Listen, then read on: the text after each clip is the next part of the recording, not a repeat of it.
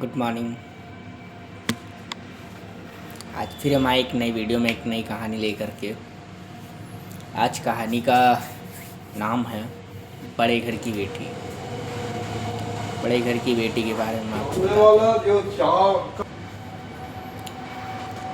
हैं। तो दोस्तों, कभी भी एक बड़े घर की बेटी, ये कहानी का नाम है।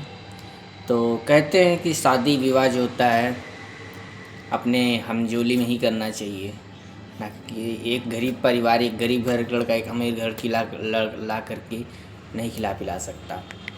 उनके बड़े बड़े सपने, बड़े बड़े ख्वाब रहेंगे। तो चलिए इसी पे आधारित हम आपको एक कहानी सुनाते हैं। एक बड़े घर की बेटी। एक गांव में एक गरीब परिवार था। उनके मतलब बहुत गरीब थे। उनके परिवार में 2 बेटा था, एक बड़ा बेटा एक छोटा बेटा, और एक बेटी थी। और बड़ा बेटा का शादी हो गया था और छोटा बेटा का शादी नहीं हुआ था। तो छोटे बेटे की शादी नहीं हुई थी, तो अचानक से क्या वो पढ़ लिख करके उसको एक बैंक में नौकरी लग गई। छोटे बेटे को बैंक में नौकरी लग गई। बैंक में कैशियर हो गई, उसकी सैलरी हो गई 50-60 हज़ार सैलरी हो गई उसकी।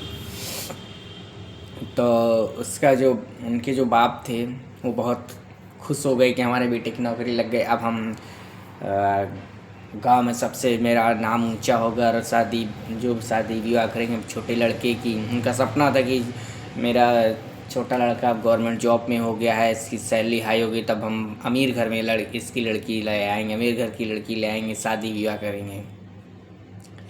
तो जब ऐसे हुआ तो दिखवार आने लगे उसके छोटे बेटे के। तो छोटे बेटे के जब दिखवार आने लगे तो इनके बाप जो थे मना कर देते थे कि हम नहीं करेंगे, हम अमीर घर की लड़की लाएंगे और जो मुँह मांगा रकम मांगेंगे। तो गांव के जो मुखिया थे, प्रधान थे, वो छोटे उनको समझा रहे थे कि अमीर घर की लड़की लाना ठीक नहीं है, किसी गरीब घर में लड़की में शादी कर लो। तो इनके बाबा बोले नहीं, मैं अमीर घर की लड़की लाऊंगा, अमीर घर की लड़की से शादी करूंगा, शादी करवाऊंगा अपने बेटे का। उसके घर वाले का भी वो था, बड़े बेटे की जो बहू थी वो भी बोल रही थी कि नहीं, अपनी देवरानी को अमीर घर की लाऊंगा। ननद भी बोल रहे थे मैं अपनी भाभी अमीर घर की लाऊंगी। तो सभी बोल रहे थे, लेकिन बेटा जो छोटा बेटा तो समझा रहा था कि नहीं, बड़े घर की बेटी मत लाइए, नहीं तो वो रह नहीं पाएगी तो आप लोगों के साथ, हमारे साथ में।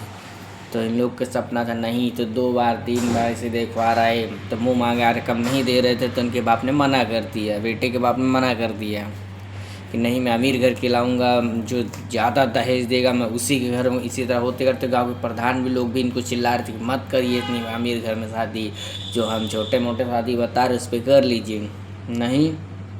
नहीं माने।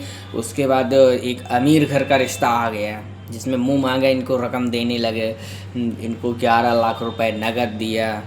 इन्होंने डिमांड किया 11 लाख नगद दीजिए और फ्रिज, कूलर, एसी, टीवी, पंखा सबका कैश दीजिए।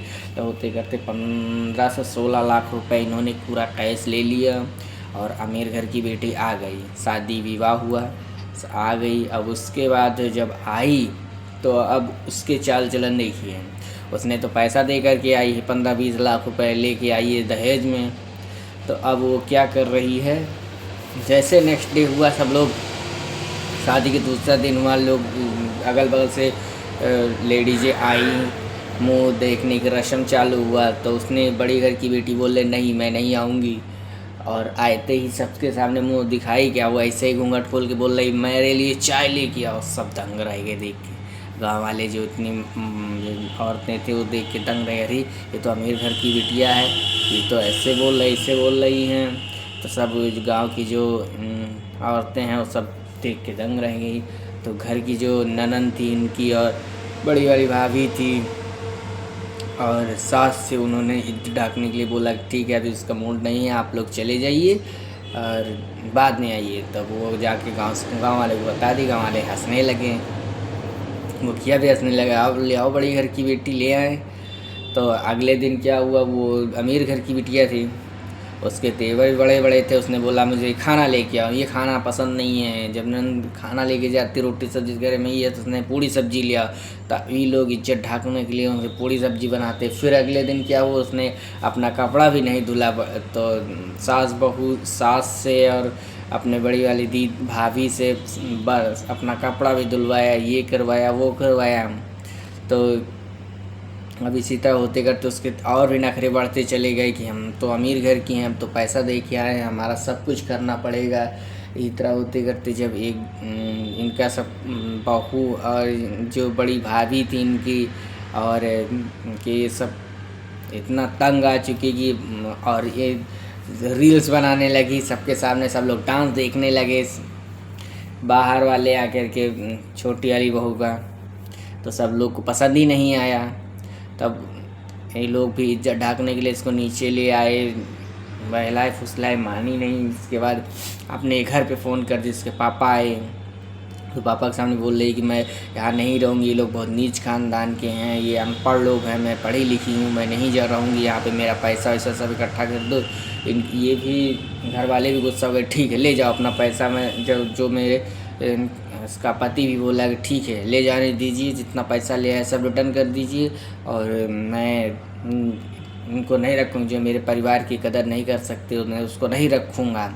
तब होते करते क्या हुआ कि फिर ठीक है सब माना हो गए। तो फिर उसके बाद इन लोगों ने बोला ठीक है जितना मैंने तुमको दान दहेज जितना दिए सब रिटर्न कर देंगे, लेकिन जितने दिन मैंने तुमको खिलाया पिलाया तुमको ये अदा करना पड़ेगा, तुमको खिलाना पिलाना पड़ेगा। तब इसके बाद क्या हुआ कि इसने एक्सेप्ट कर लिया, ठीक है मैं खिला पिला दूँगी 1 महीना, उसके बाद मैं अपना सारा सामान ले करके चली जाऊँगी, मैं नहीं रहूँगी यहाँ पे।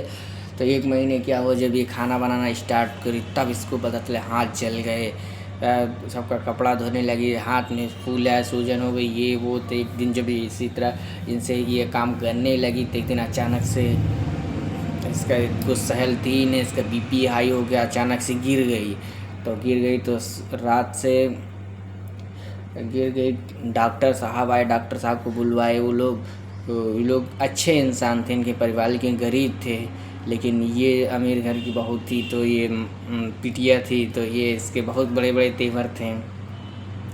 तब इसने क्या किया, जब ये बिस्तर पर पड़ी थी तो लोग सेवा पानी किए, रात भर इनका पूरा दवा दरमद किए। अगले दिन सुबह हुई तो पता चला यही लोग मेरे तो इसका हस्बैंड आया, बोला कि देखो तुम्हारा दान दहेज काम नहीं दिया ना, तुम्हारा रात भर सेवा पानी 2 दिन तक हमारे, जब तुम बेहोश पड़ी थी तो हमारे भाभी लोग ने ही तुम्हारी सेवा पानी किया, दहेज वहेज नहीं दिया। तो सास भी इनको बढ़िया खिला पिलाती थी खाने पीने।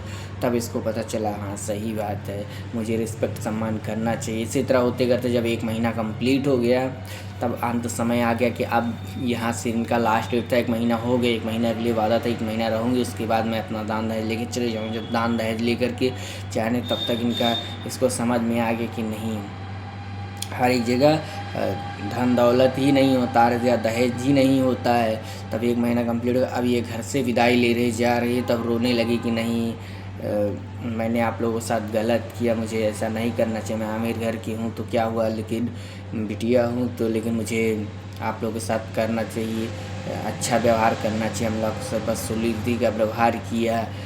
तो हमारी कहानी तब वो लास्ट यहीं पे हो गई, वो अपने घर चली गई। लोग तो घर वाले विदा नहीं करना चाह रहे थे, लेकिन इन्होंने कमिटमेंट किया था कि 1 महीना बाद सारा सामान वामान ले करके चली जाएगी। तो सारा सामान वामान का पैक कर दिए, पूरा कैश दे दिए, चली गई घर। तो बाद में इनको एहसास हुआ कि नहीं मैं गलती कर रही थी, मैं अपने घर को खुद बिगाड़ा मैंने। तो हमारा कहानी बताने का मकसद यही था कि कभी भी अमीर घर की बिटिया कभी भी मत लाइए। जब भी एक गरीब घर का लड़का है तो एक गरीब घर की ही लड़की ले आइए, तभी आपके घर में रहेगी। नहीं अमीर घर की आप लड़की लेके आओगे तो वो आपके यहाँ खाना बना के नहीं देगी, आपके परिवार को खुश नहीं रखेगी, उसके बड़े बड़े सपने रहेंगे, बड़े बड़े उसकी गाड़ी में घूमना, बड़ी बड़ी जगहों पे जाना, ये सब उसके सपने रहेंगे।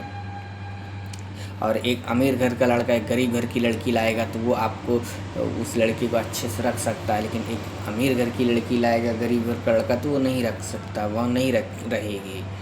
तो हमारा आज कहानी का मकसद यही था, बड़े घर की बेटी तो बड़े घर की बेटी नहीं लाना, और दहेज करके कभी भी शादी मत करिएगा। तब चलिए फिर मिलते हैं नए वीडियो में, नए ब्लॉग में, नई कहानी के साथ। तब तक के लिए थैंक यू, धन्यवाद। अगर वीडियो कहानी हमारी अच्छी लगे तो आप लोग प्लीज़ हमारी कहानी को लाइक एंड सब्सक्राइब करिए और शेयर जरूर करिए। तब के लिए थैंक यू, धन्यवाद।